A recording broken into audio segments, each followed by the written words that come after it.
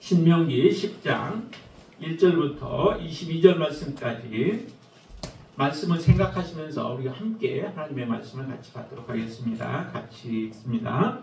그때에 여호와께서 내게 이르시기를 너는 처음과 같은 두 돌판을 다듬어 가지고 산에 올라 내게로 나오고 또 나무괴 하나를 만들라. 내가 깨뜨린 처음 판에 쓴 말을 내가 그 판에 쓰리니 너는 그것을 그 배에 넣으라 하시기로 내가 조각목으로 배를 만들고 처음 것과 같은 돌판 둘을 다듬어 손에 들고 산에 오르매 여호와께서 그 총회의 날에 산 위 불 가운데서 너희에게 이르신 십계명을 처음과 같이 그 판에 쓰시고 그것을 내게 주시기로 내가 돌이켜 산에서 내려와서 여호와께서 내게 명령하신 대로 그 판을 내가 만든 궤에 넣었더니 지금까지 있느니라.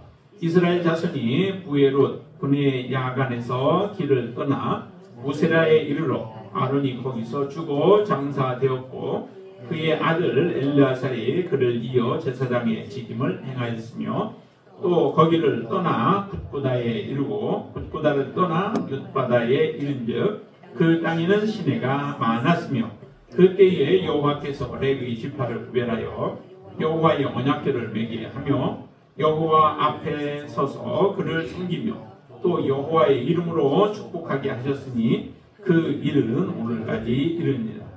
그러므로 레위는 그의 형제 중에 분깃이 없으며 기업이 없고 내 하나님 여호와께서 그에게 말씀하신 같이 여호와가 그의 기업이시니라.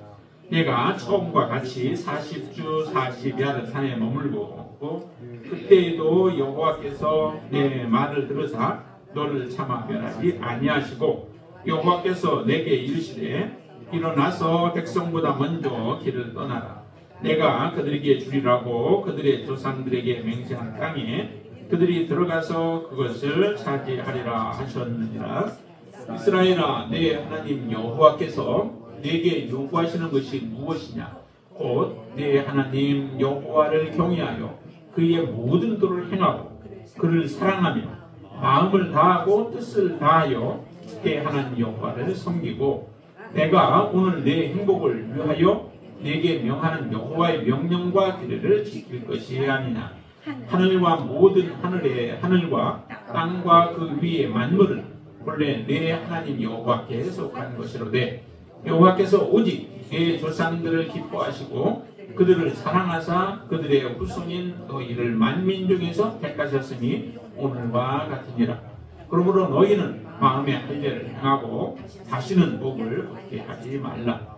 너희의 하나님 여호와는 신 가운데 신이시며 주 가운데 주시요 크고 능하시며 두려우신 하나님이시라.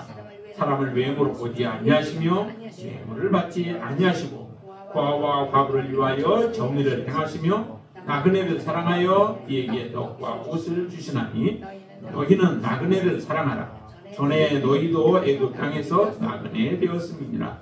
내 하나님 여호와를 경외하여 그를 섬기며 그에게 의지하고 그의 이름으로 맹세하라. 그는 내 찬송이시오 내 하나님이시라. 내 눈으로 본 이같이 크고 두려운 일을 너를 위하여 행하였느니라. 애굽에 내려간 내 조상들이 겨우 70이었으나 이제는 내 하나님 여호와께서 너를 하늘의 별같이 많게 하셨느니라. 아멘. 사람들이 살다 보면은 많은 갈등들을 일으키죠.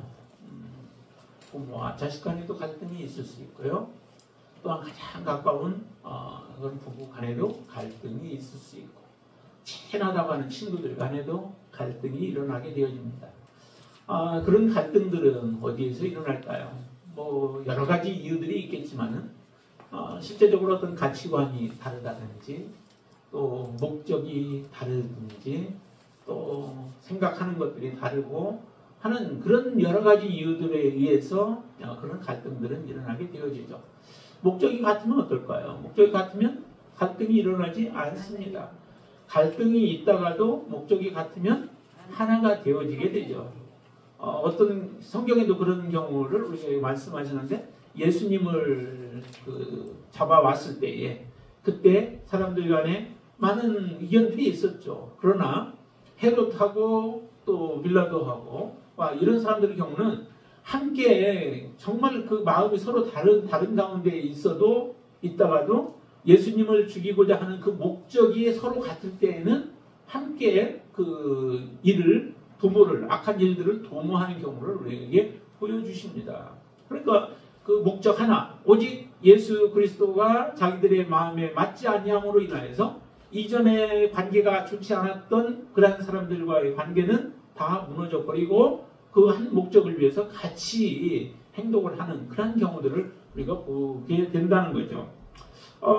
우리가 하나님을 섬기는 일에 있어서도 이와 같을 수 있습니다. 하나님의 뜻과 하나님의 목적, 하나님의 계획을 여러분들이 분명하게 알고 계시면 하나님이 행하시는 일들에 대해서 우리가 불평불만하지 않고 온전하게 따라갈 수 있죠.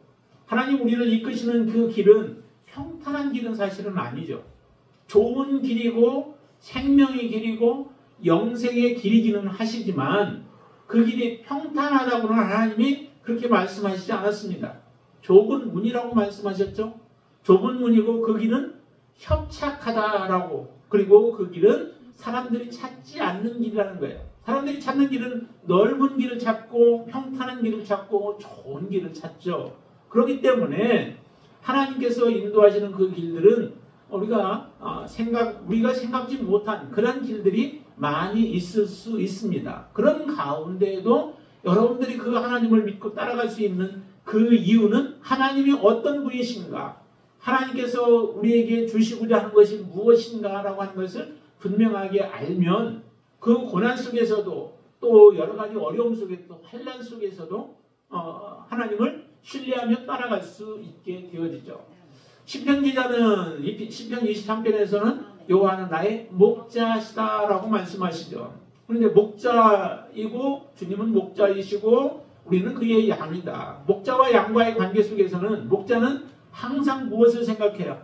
양들이 어떤 그 좋은 풀밭에 가서 풀을 뜯을 수 있는 것만 생각하는 거죠. 그리고 양들을 잘 보호해서 악한 것으로부터 지켜내는 데에 그 모든 마음을 다 거기에 쏟고 계시죠.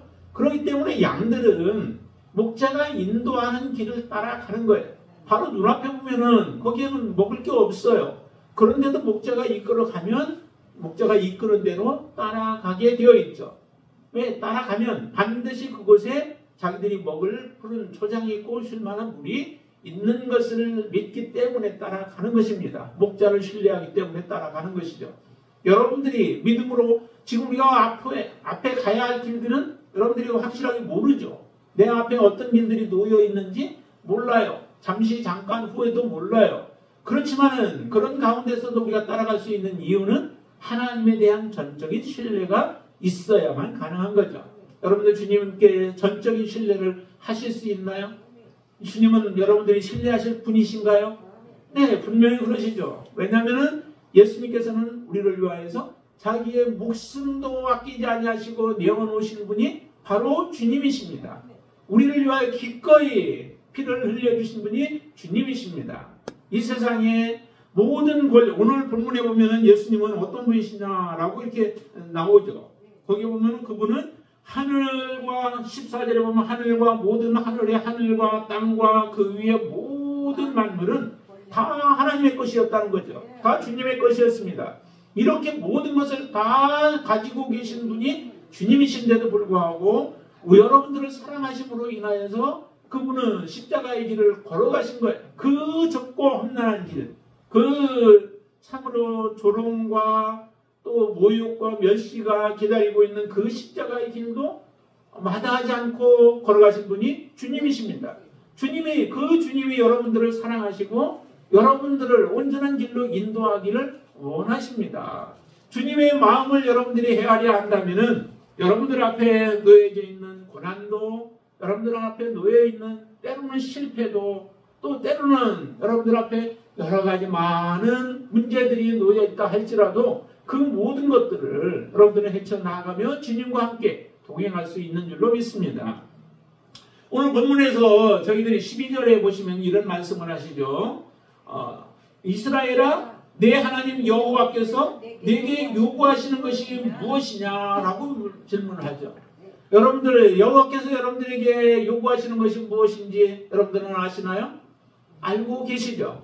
모른 척하지 마세요. 여러분들 다 알고 계실 거예요. 네, 알고 계시고 거기에서 보시면 12절 더 다음 계속해서 읽습니다. 곧 내 하나님 여호와를 경외하며 그의 모든 도를 행하고 그를 사랑하며 마음을 다하고 뜻을 다하여 내 하나님 여호와를 섬기고 13절 내가 오늘 내 행복을 위하여 내게 명하는 여호와의 명령과 규례를 지킬 것이 아니냐라고 분명하게 우리에게 말씀하십니다. 우리가 해야 할 일이 있다면은 그게 뭘까요? 하나님은 이미 우리를 위하여 하실 것 다 하셨어요. 그리고 이제 하나님을 의지하여 믿음으로 따라오는 여러분들의 삶을 하나님께서 걸음걸음 함께 하시면서 인도해 주실 그 일들만 남았지 우리를 위하여 하실 일들을 다 하셨다는 거죠. 자, 그 하나님께서 우리에게 요구하는 게 있다는 거죠. 우리를 위하여 주님이 몸을 버리시고 피를 흘리셨으면 여러분들에게 요구하는 바가 있어서 피를 흘리셨고 또 십자가를 지셨기 때문에 여러분들이 이제 그 마음을 다 헤아려 하시면 돼요. 그게 뭐냐면 곧 내 하나님 여호와를 경외하라라고 하는 거죠. 하나님을 경외하는 것. 여호와를 정말 경외하시나요? 하나님을 경외하여 이 세상의 어떤 것보다도 더 하나님을 중시 여기며 믿음으로 살아가시나요? 세상 사람들하고 여러분들 약속해보면은 사람들은 사람과 사람과의 약속을 굉장히 중요하게 잘 여겨요. 그래서 가능하면은 약속을 깨뜨리지 않으려고 노력들을 많이 하시잖아요. 그런데 하나님 앞에 나와서 함께 예배하자 그리고 같이 나오겠다라고 해놓고도 그것을 깨뜨리는 일들은 참 쉽게 깨뜨려 버리죠. 참 어리석은 모습이에요. 정말로 중요한 것은 하나님과의 그 관계인 거죠. 하나님의 뜻을 우리가 섬겨야 되는데 그러기 위해서는 여호와를 경외하는 마음이 있어야 된다는 거죠. 사람보다도 더 중요하신 분이 여호와 하나님이시죠. 사람들을 두려워할 게 아니라는 거예요. 우리에게 위협을 가한다 할지라도 그 사람들을 두려워할 것이 아니라 우리의 영혼, 육을 다 지옥에 넣을 수 있는 그 하나님, 우리의 영혼, 육을 심판하시는 하나님, 그 하나님을 두려워하는 그런 마음이 있는 게 그게 바로 지혜로운 사람이다라고 하는 것입니다. 여러분들은 그런 지혜를 갖게 되시기를 바랍니다. 여호와를 경외하여서 하나님 앞에 때로는 우리가 두려워하고 그렇지만 두려움 가운데서도 우리를 사랑하시는 하나님이시기에 그 하나님을 사랑하는 마음이 여러분들 안에 풍성하게 늘 풍성하게 있게 되시길 바랍니다. 이런 사람들은 사람의 눈치를 보지 않고 오직 하나님의 눈치를 보며 하나님 앞에 내가 어떤 자세로 서야 할 것인가를 생각하면서 하나님 앞에 성실한 자로 정직한 자로 하나님을 경외하는 자로 서서 섬기는 삶이 되어질 줄로 믿습니다. 하나님 그것을 여러분들에게 요구하고 계십니다. 합당한 모습으로 하나님을 경외하시게 되길 바랍니다. 또 하나 보니까 거기에 보면 그를 사랑하라라고 하는 거예요. 그 모든 도를 행하고 그를 사랑하라라고 말씀해요. 하나님이 주신 말씀들 있죠. 지금 신명기 계속 우리가 보고 있지만은 모세를 통하여서 주시는 말씀이 뭐예요? 너희들 그 가나안 땅에 하나님께서 분명히 들어가게 하실 터인데 들어가게 되면 너희들을 어떻게 하라라고 지금 말씀하시죠. 하나님의 주신 말씀, 그 말씀을 떠나지 말고 그 말씀을 버리지 말고 기억하여서 지키고 너희들뿐만 아니라 너희들 자손들까지도 다 그 하나님의 말씀 가운데서 그 말씀을 지키며 행하라라고 하는 거예요. 말씀을 떠나게 되어지면 하나님도 너희들을 버려버리시고 하나님의 심판 가운데 놓이게 될 것을 지금 경고하고 계시죠. 이렇게 계속해서 하나님의 말씀을 주십니다. 그 말씀을 너희들은 행하라라고 하는 거예요. 행해야 할 이유에 대해서 말씀하는데 13절에 보니까 이렇게 말씀하시죠. 내가 오늘 내 행복을 위하여 내게 명령하는 여호와의 명령과 규례라라고 말씀해요. 우리는 보통 율법을 굉장히 무거운 것으로 우리를 억압하고 누르기 위한 것으로 우리를 규제하기 위한 것으로만 생각을 하고 있죠. 그러나 실제적으로 율법이 주어진 이유는 무엇 때문에 주어졌나요? 그 율법은 우리가 범죄함 때문에 주어졌다라고 말씀하세요. 범죄가 없으면 율법이 주어질 필요가 없는 거죠. 하나님의 말씀, 그 동산 중앙에 있는 선악을 알게 하는 나무의 실과를 따먹지 말라라고 말씀하셨을 때에 그 말씀을 그대로 준행하며 살았더라면은 굳이 하나님께서 율법을 주어서 우리가 어떻게 정결해야 되고 하나님을 어떻게 사랑해야 하는가 굳이 그걸 주지 않아도 상관없습니다. 왜냐하면 하나님의 말씀 안에 서 있는 삶을 살아가기 때문에 그렇죠. 그렇지만은 이 말씀을 어기고 하나님의 뜻을 어김으로 인하여서 그 죄인이 어떻게 하나님 앞에 나아갈 것인가, 어떻게 다시 하나님께서 내쫓은 에덴 동산에서 이제 영원한 하나님의 나라에서 다시 살 수 있는 길들을 줄 것인가 라고 하는 것을 위하여서 그래서 율법이 우리에게 주어진 것이죠. 그 율법 때문에, 죄 때문에 예수 그리스도가 오신 거예요. 그래서 이 율법이라고 하는 것은 우리에게 사실 우리를 얽어매기 위하고 우리를 규제하고 통제하고 우리의 자유를 억압하기 위한 목적이 아니라 진정한 자유를 주기 위해서 사실은 이 규례가 주어진 거죠. 하나님의 말씀들이 주어진 거예요. 우리가 오해하면 안 됩니다. 여러분들이 오해하지 마시고 정말로 하나님의 율법은 나를 살리기 위한 것이다. 나에게 하나님께서 영원한 생명을 주시기 위한 것이다 라고 하는 것을 여러분들이 아신다면 율법을 우리가 사랑하게 되어지죠. 율법을 의무 때문에 행하는 것이 아니라 하나님을 사랑함 때문에 율법을 여러분들이 지켜나갈 수 있게 되길 바랍니다. 그래서 율법을 주신 목적이 이렇게 해요. 내 행복을 위하여서 내게 명한 것이다 라고 말씀하시죠. 여러분들의 행복을 위해서, 진정한 행복을 위해서 하나님이 이 율법을 주셨다는 거예요. 그러면 여러분들 이 율법을 어떻게 해요? 사랑하셔야 되죠. 여러분들을 사랑하시기 때문에 주신 것이라면은 그게 가장 좋은 거예요.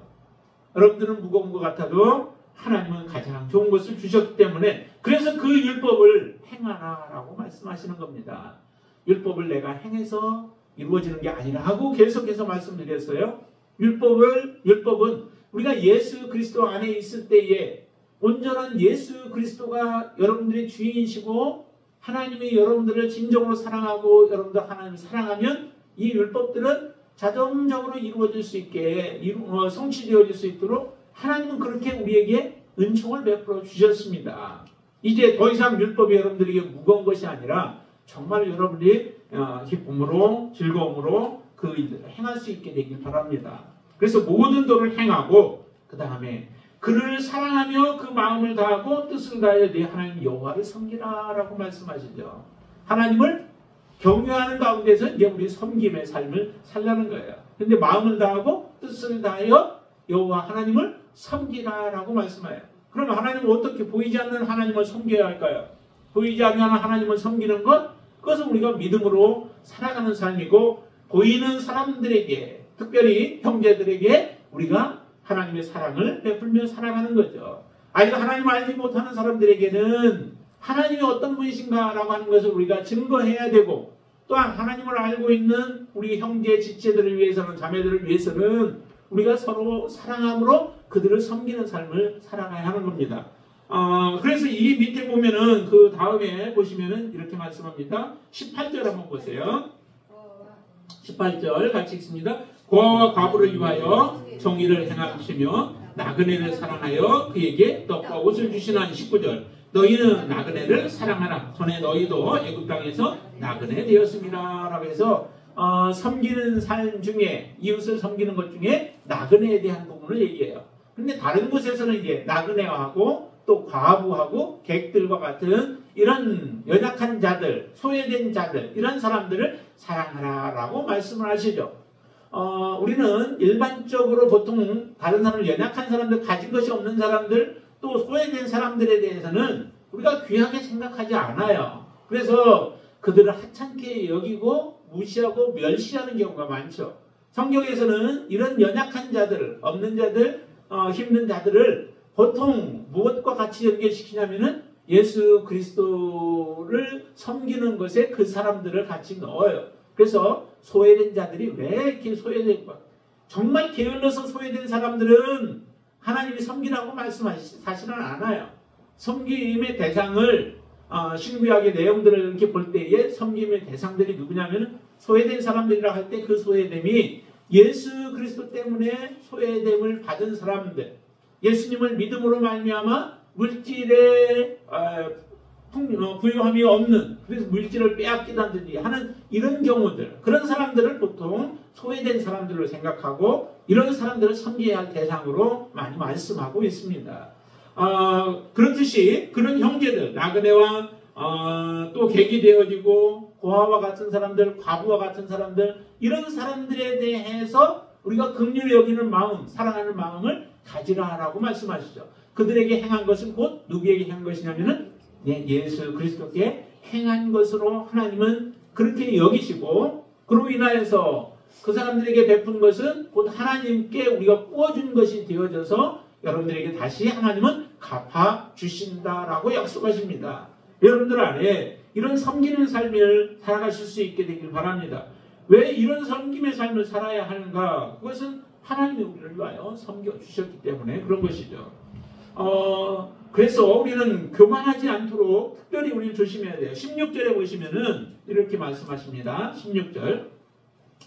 그러므로 너희는 마음의 할례를 행하고 다시 목을 곧게 하지 말라라고 말씀하세요. 마음의 할례를 행하라는 게 무엇을 얘기할까요? 마음의 할례를 행하라.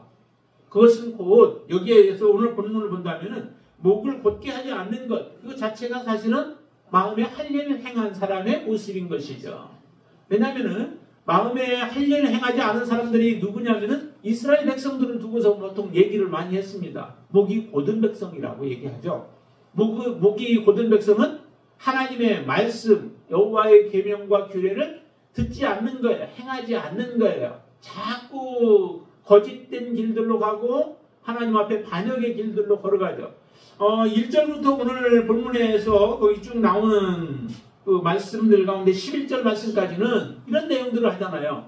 모세가 다시 시내산에 올라가서 십계명을 돌판에 이제 하나님께서 써주셔서 받아오고 그 돌판에 쓴 것을 언약궤에다가 집어넣고, 그리고 나서 레위 지파들 아론을 하나님께서 아론이 죽고 그 다음에 그 아들 엘르아살이 제사장이 되고 그 다음에 레위 자손들을 하나님이 특별히 세워서 그들로 하여금 제사를 돕는 또 성전에서 돕는 역할들을 감당하도록 이렇게 이제 하셨던 내용들을 말씀하세요. 그러면서 마지막 이렇게 10절 말씀에서 하시는 말씀이 뭐라고 말씀하시냐면은 한번 같이 읽어볼까요? 내가 처음과 같이 40주 40야를 산에 머물렀고 그때에도 여호와께서 내 말을 들으사 너를 차마 멸하지 아니하시고 라고 말씀해요. 완전히 하나님이 멸망시키려고 했었잖아요. 이스라엘 백성들은 모세를 통하여서 내가 너 한 사람을 통하여 내 후손들을 통해 다시 내가 이 이스라엘 백성들을 대신해서 하나님께서 가나안 땅에 들어가게 하도록 그렇게 하겠다는 게 그런 약속들을 하시지만은 모세는 그걸 허락하지 않습니다. 그래서 하나님 앞에 부르짖고 기도하는 거죠. 그게 40일 동안을 기도를 하는 거예요. 그랬더니 하나님께서 용서해 주신 것이죠.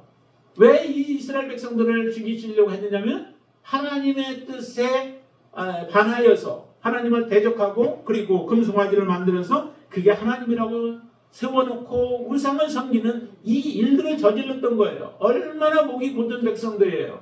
이 목이 곧은 백성이지만은 모세가 기도함으로 하나님께서 다시 그들을 용서하셔서 이렇게 너를 차마 멸하지 아니하셨다라고 그렇게 말씀하신 거죠. 이스라엘 백성들이 얼마나 목이 곧은 백성이었는가. 하나님의 은혜를 그렇게도 많이 경험하고 보고 나서도 이스라엘 백성들은 온전하게 하나님을 섬기는 일들을 행하지 못하는 거예요. 이 모습들이 하나님 앞에 얼마나 참 가슴 아픈 일들이에요. 우리가 여러분들이 그런 일들을 해서는 안 된다라고 하는 거죠. 하나님의 행하신 일들을 보면 볼수록 우리는 더 겸손해야 돼요.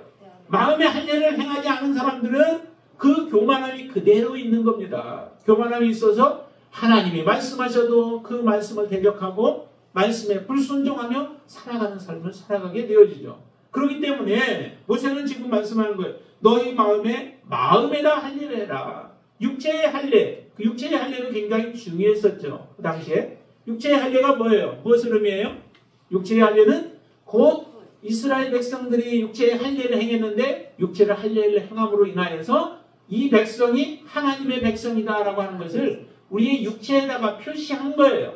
그게 하나의 그 육체에다가 징표로서 그렇게 만들어 놓은 거죠. 그렇기 때문에 이스라엘 백성들은 이 육체의 할례를 굉장히 중요하게 여긴 거예요. 그 육체의 할례가 곧 내가 하나님의 백성이다라고 하는 것을 표현하기 때문에. 그래서 이스라엘 백성들은 굉장히 그 자존감이 높잖아요. 우리는 하나님의 선민이야라고 생각하면서 그 선민이라고 하는 의식 때문에 사실 이방인들에 대해서는 자기들이 무시하는 이런 태도까지 생겨진 거죠. 이게 곧 잘못된 하나님이 이스라엘 백성들을 사랑하시는 것에 대해서 잘못 인식함으로 인하여서 이와 같은 불상사가 일어나게 되어진 거예요. 정말 하나님의 백성이면 어떻게 살아가야 돼요? 더 다른 사람들을 사랑하며 섬기는 삶을 살라는 거죠. 아브라함 부르실 때 부른 목적이 어디에 있었어요?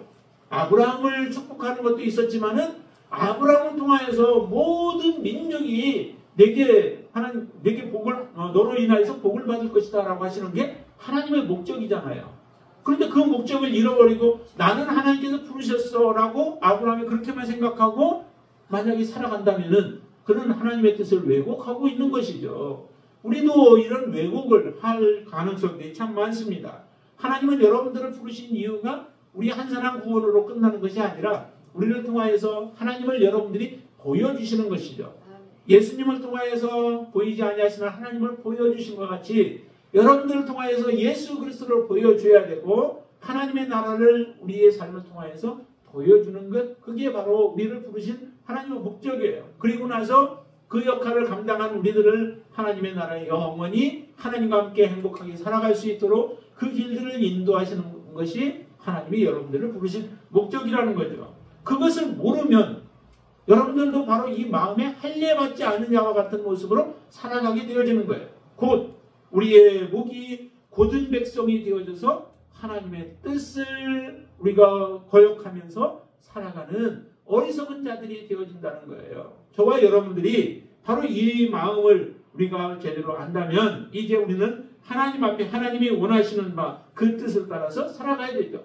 우리가 번성케 되어진 이유, 목적, 그 이유도 어디에 있어요? 하나님께서 번성케 하신 것이죠. 오늘 마지막 절에 이렇게 말씀합니다. 22절에 보시면 애굽에 내려간 네 조상들이 겨우 72년이었으나 이제는 내 하나님인 여호와께서 너를 하늘의 별같이 많게 하셨다라고 말씀해요. 많아진 것이 누구의 노력으로 이루어진 것인가? 이스라엘 백성들 자기 힘이 있어서 아니면 단결해서 자기들이 종살이 할 때도 정말 열심히 해서 이렇게 많아졌느냐? 오히려 그들은 고된 노역들을 하는데도 자녀들은 더 많이 번성케 되어지는 역사가 일어났다라고 얘기해요. 그게 어떻게 가능해요? 정말 고되게 일을 하고 돌아오면은 잠자리 떨어져서 자기 바쁜 게 사실 사람들의 원래 본성 아니겠어요? 그런데도 이스라엘은 그 고역 가운데에도 얼마나 힘들게 일들을 많이 시켰어요. 그런데도 이스라엘은 점점 더 늘어나서 그 많은 백성을 이루게 하신 분이 그래서 하나님이시라는 거예요. 여러분들의 인생 가운데 하나님의 역사하심이 없이 여러분들이 이루어질 수 있는 게 아무것도 없습니다. 어떤 것 하나도 하나님의 도우심이 없으면은 우리는 이루어낼 수 있는 게 아무것도 없어요. 그것을 우리가 기억한다면 하나님 앞에 우리는 오직 하나님을 찬송하고 하나님의 앞에 영광을 올려드리는 삶을 살아가야 하는 것이죠. 여러분들에게 하나님이 원하시는 바, 그 원하시는 바가 오늘 본문에서 얘기하는 것처럼 분명히 여호와를 경외하고 또 그 도를 행하고 그러면서 여호와를 섬기는 거예요. 그 삶을 예수님께서도 마찬가지로 우리에게 요구하시는 바이죠. 신약에서는 그게 구약에서만 이것을 요구하는 것이 아니라 신약에서도 예수님께서도 동일하게 우리에게 말씀해요. 예수님은 뭐예요? 나를 사랑하면 너희가 무엇을 해라? 나의 계명을 지켜라 라고 말씀해요. 그 계명을 지키는데 그것도 우리의 힘으로 더 할 수 있을까요? 구약보다 더 완벽한 모습으로 우리에게 삶을 요구하시는데 마태복음에 보면은 얼마나 그 엄한 모습들의 그 삶을 요구를 해요. 그것을 살아가려면은 정말 성령의 확심이 여러분들에게 있지 않냐면은 이룰 수 없는 거죠. 그래서 예수님도 하나님의 말씀대로 온전히 이룰 수 있었던 것이 성령의 역사하심이 함께하고 성령이 그 위에 임하심으로 인하여서 그 일들을 이루어내셨던 것처럼 우리 안에도 성령이 그래서 여러분들과 저 안에 오신 거예요. 예수님의 마지막 그 요한복음에 보시면은 하나님 앞에 가시기 전에 뭐라고 말씀하시냐면 내가 아버지께로 가는 것이 너희에게 유익이라는 거예요. 내가 가지 아니하면은 보혜사 성령께서 너희들에게 오시지 않는다는 거죠. 성령이 오시지 않냐면 우리가 온전히 살아갈 수 없잖아요. 그래서 예수님이 가시고 보혜사 성령을 우리에게 보내셔서 그 성령께서 우리로 하여금 하나님의 말씀을 기억나게 하시고 그리고 또 그 말씀들을 가르치셔서 하나님의 말씀이 무엇인가를 분명하게 알고 그 뜻 안에서 우리가 담대하게 살아갈 수 있도록 우리를 인도하신다는 거예요. 그래서 성령을 우리가 무시하고 무슨 일들을 이룰 수 있겠어요? 성령 안에 여러분들이 살아가시면 하나님이 요구하시는 것, 그것이 무엇인지도 분명히 알고 또 그 요구하시는 말을 분명하게 여러분들이 이루어 드림으로 인하여 하나님 앞에 영광되어지는 삶을 살아가게 되어질 줄로 믿습니다. 그런 사람들을 하나님은 지금도 찾고 계신 줄로 믿습니다. 하나님 앞에 예배하는 할 때도 하나님은 찾으시죠. 예배하는 자를 찾으시죠. 근데 그 예배가 성령의 역사하신 가운데, 성령의 감동하신 가운데, 성령이 여러분들 마음을 주장하시고 인도하여 주셔서 하나님의 뜻에 합당한 모습으로 예배를 드리며 하나님 영광 돌리는 자들을 찾고 계시는 것이죠. 오늘 여러분들의 모습이 이렇게 하나님이 기뻐하시는 예배자요, 또 하나님이 요구하시는 말을 분명히 알고 그렇게 순종하며 믿음으로 살아가는 귀한 하나님의 자녀들 다 되어지시기를 주님의 이름으로 축원을 드립니다. 기도하겠습니다. 전능하신 아버지 하나님 감사합니다. 하나님이 우리에게 요구하시는 것이 무엇인지를 오늘 신명기 10장의 말씀을 통하여서 분명히 우리에게 말씀하셨습니다. 하나님, 이 말씀대로 이제 우리가 여호와께서 원하시는 것, 그것은 여호와를 경외하며 그 도를 지켜 행하고 또한 여호와를 섬기되 마음과 뜻을 다하여 여호와를 섬기는 것, 그렇게 하는 것이 곧 하나님이 원하시는 바요. 그렇게 행했을 때 분명히 하나님은 우리에게 우리의 행복을 보장하셨습니다. 하나님, 이런 삶을 우리가 살아갈 수 있도록 우리 안에서 성령께서 역사하여 주시옵소서. 우리 안에 충만히 거하심으로 우리의 삶을 인도하시고 우리의 생각과 우리의 말과 우리의 행동을 통제하여 주시옵소서. 하나님의 뜻대로 우리가 온전히 순종하고 복종하는 자가 되게 하여 주시옵소서. 특별히 아버지 하나님, 정말로 하나님 앞에 고통과 또 고난과 역경과 어려움 속에서 살아가는 자들 가운데 성령의 인도하심을 통하여 우리가 어떻게 행동해야 할지, 어떻게 말해야 할지, 어느 길로 가야 할지를 분명하게 가르쳐 주시옵소서. 그 가르치심 가운데 우리는 목자 되시는 예수 그리스도를 따라가듯이 온전히 따라갈 수 있는 은혜를 허락하여 주시옵소서. 예수님의 이름으로 간절히 기도드리옵나이다. 아멘.